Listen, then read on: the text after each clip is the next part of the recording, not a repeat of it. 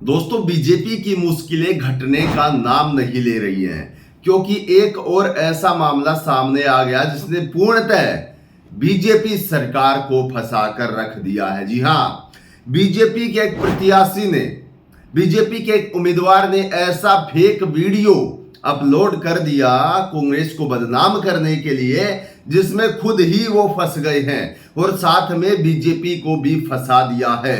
क्योंकि कांग्रेस अब कह रही है कि हम चुनाव आयोग के सामने शिकायत लेकर जाएंगे और पुलिस में भी एफआईआर करवाएंगे। बड़ा मामला सामने निकल कर आया, मैं आपको बताऊंगा आखिरकार किस तरीके का मामला है, क्यों दिल्ली तक की कुर्सियां हिल गई हैं। क्योंकि ये एक बड़ा मामला हरियाणा के अंदर बीजेपी की हार का कारण बन सकता है।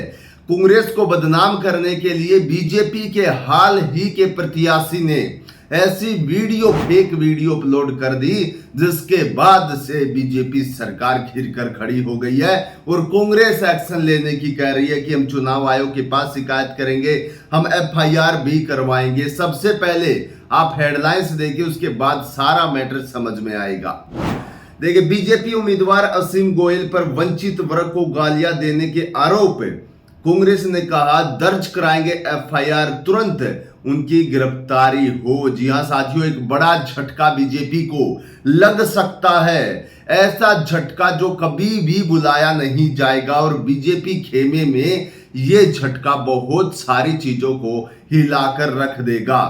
मैं आपको बताना चाहता हूं कि हरियाणा के अंदर अगर हाल फिलहाल की बात करें तो 5 अक्टूबर को हरियाणा विधानसभा के चुनाव, उस दिन वोटिंग होगी और उससे ठीक 24 घंटे पहले यहां पर बीजेपी प्रत्याशी ने ऐसा कांड कर दिया, ऐसा काम कर दिया है कि बीजेपी हार के दरवाजे पर ले जाकर खड़ी कर दी है। खबर एक बार विस्तार से जानिए, क्या है पूरा मामला, स्क्रीन पर देखते रहिए। यहां पर आप देख सकते हैं, हरियाणा में बीजेपी के मंत्री और अंबाला शहर से उम्मीदवार असीम गोयल पर आरोप गढ़ते हुए हरियाणा कांग्रेस के मीडिया प्रभारी चांदवीर हुड्डा ने कहा कि उन्हें तुरंत गिरफ्तार करके जेल में डालना चाहिए, क्योंकि उन्होंने वंचित समाज को गालियां देने वाली वीडियो पोस्ट की है। साथ ही उन्होंने दो जातियों में दवेश और टकराव पैदा करने के लिए वीडियो के साथ फेक जानकारी भी लिखी है। मामला दरअसल यूं है साथियों कि बीजेपी के एक उम्मीदवार ने कांग्रेस की वोट काटने के लिए या कांग्रेस को नीचा दिखाने के लिए एक ऐसा वीडियो सोशल मीडिया प्लेटफॉर्म पर डाल दिया, जिससे कि वो खुद ही फंस गए। यानी कि वीडियो तो और किसी का था, लेकिन उन्होंने कहा कि ये कांग्रेस की जो नेता है उनका वीडियो है, जिसके बाद बीजेपी फंस गई। झूठा नैरेटिव फंसाने के चक्करों में, कांग्रेस को नीचा दिखाने के चक्करों में बीजेपी फंस गई है। आगे का मामला देखिए, पूरा मामला क्या है।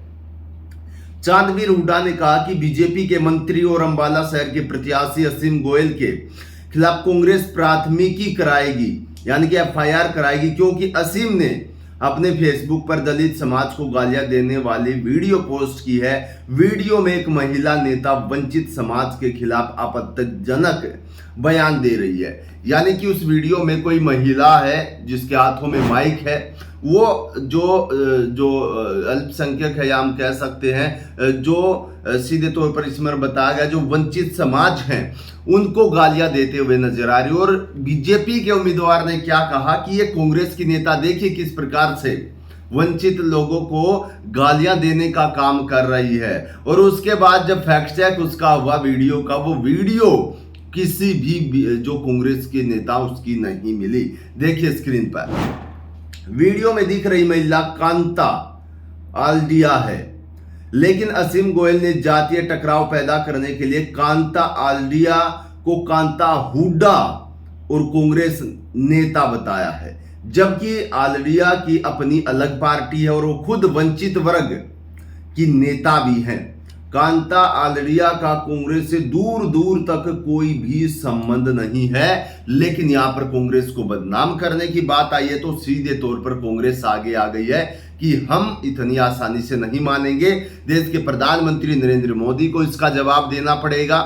हम चुनाव आयोग में इसकी शिकायत देंगे, हम पुलिस में इसकी एफआईआर करेंगे। यानी कि एक गलत चीज ने प्रत्याशी ने पूरी बीजेपी को फंसा दिया। साथियों, किस तरीके से क्या शिकायत कराने की कांग्रेस कह रही है वो आप स्क्रीन पर देख सकते हैं।